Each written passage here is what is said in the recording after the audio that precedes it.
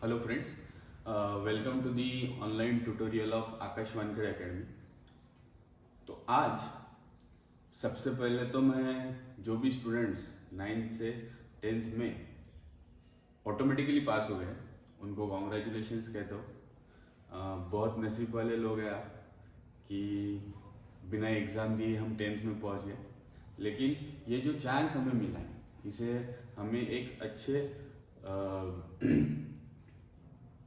अवसर के ऊपर लेना है, अवसर करके समझ लेना है कि अब हमें 10th में बहुत ज़्यादा मेहनत करनी है। तो आज मैं आपको जो 10th का सिलेबस है फॉर साइंस 2, जो सम ऑफ द बायोलॉजी का पार्ट इंक्लूड करता है 10th में, उसके बारे में हम इंट्रोडक्टरी पार्ट देखेंगे। आपके 10th के सिलेबस में देयर आर टोटल 10 चैप्टर्स, जिसमें से जो फर्स्ट चैप्टर है हेरिडिटी एंड इवोल्यूशन, ये आपको ग्रेगर जोहान मेंडल के बारे में इंफॉर्मेशन देगा, जो मोनोहाइब्रिड क्रॉस डायहाइब्रिड क्रॉस को इंक्लूड करता है। और बहुत इंपॉर्टेंट चैप्टर है और बहुत इजी है और वेटेज भी बहुत ज़्यादा रहता है, तो इसको आपको अच्छे से प्रिपेयर करना है और बहुत इजी चैप्टर है। और इसका इंट्रोडक्शन आपको 9th में भी हुआ है।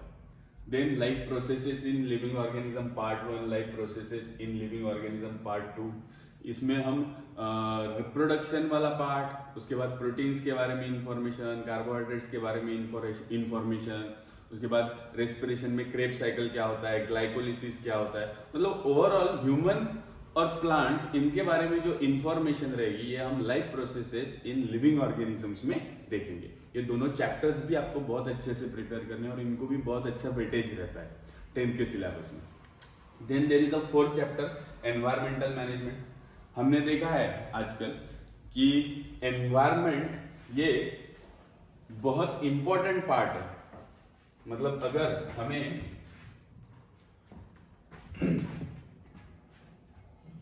इन टूडेज वर्ल्ड हम ग्लोबल वार्मिंग हो गया, उसके बाद वेस्ट मैनेजमेंट हो गया, उसके बाद सोलर एनर्जी हो गई, विंड एनर्जी हो गई, इन एनर्जीज को बहुत ज़्यादा यूज करना चाहिए ऐसे कहते हैं। तो क्यों?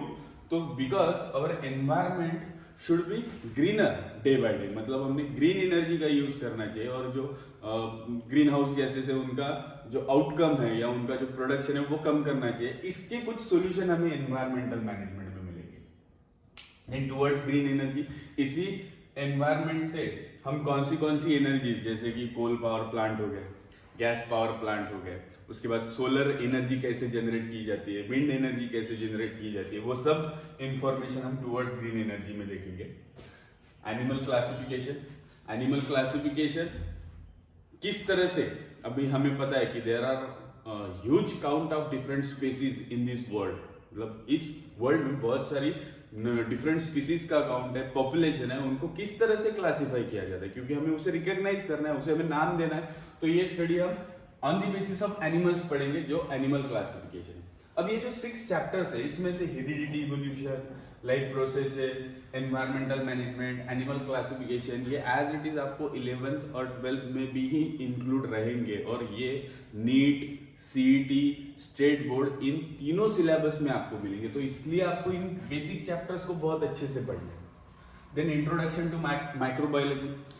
माइक्रोबायोलॉजी मतलब हमें पता है कि अगर कुछ ऑर्गेनिजम्स जो हमारे ओपन आइज से हमें नहीं दिखते हैं एंड जो ऑर्गेनिजम्स की साइज बहुत स्मॉलर होती है, उनके बारे में हम जब स्टडी करते हैं तो उसे कहा जाता है microbiology.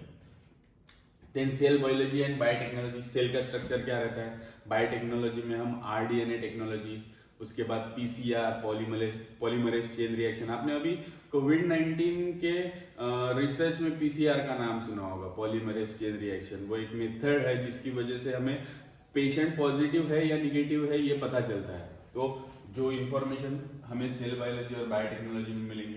Social health, these 2 chapters, ये जो 2 चैप्टर्स है सोशल हेल्थ और डिजास्टर मैनेजमेंट, ये आपको स्कोर करने के लिए बहुत अच्छे, क्योंकि ये बहुत बेसिक चैप्टर्स है। हमने सोसाइटी में कैसे रहना चाहिए, किस तरह से हमने हाइजीन प्रीफर करना चाहिए, और हाइजीन प्रीफर करने के फायदे हमें अभी मिल रहे हैं इन द लेटेस्ट टाइम। हमें पता है कि हम आज दिन में जितने बार बाहर जा रहे हैं या दिन में घर में भी रह रहे हैं तो बहुत सारे टाइम्स हम हमारे हाथ धो रहे हैं, तो ये सब हमें सोशल हेल्थ में दिखेगा। अभी हमें बताया जा रहा है कि मास्क पहनो, हैंकरचीफ यूज करो, कहीं पे स्पिटिंग नहीं होना चाहिए, कहीं पे भी कचरा मत फेंको।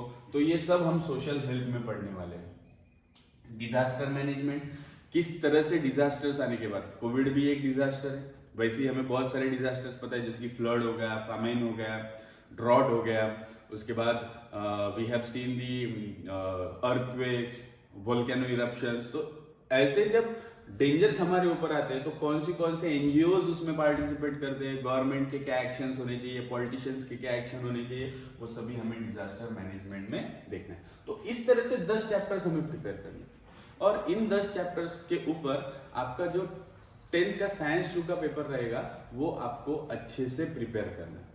और 10th में ऐसे कुछ चैप्टर्स है जो आपको 11th में एज इट इज इंक्लूडेड रहेंगे, तो बहुत अच्छे से आपको इसको प्रिपरेशन करना है। और जैसे ही ये लॉकडाउन का पीरियड खत्म हो जाएगा वैसे ही हम आकाश वानखेड़े एकेडमी में फिर से फिजिकली मिलेंगे और हम इस सिलेबस को आगे पढ़ाएंगे। तब तक आपको ये इंट्रोडक्शन ध्यान में रखना है और आपको बुक्स में से पढ़ना भी शुरू कर देना है 1 by 1 चैप्टर्स, जो आपको एक रिकॉल रहेगा। जब भी हम पढ़ेंगे तो आपको इजी जाएगा सब कुछ समझने को। ठीक है, thank you, stay home, stay safe.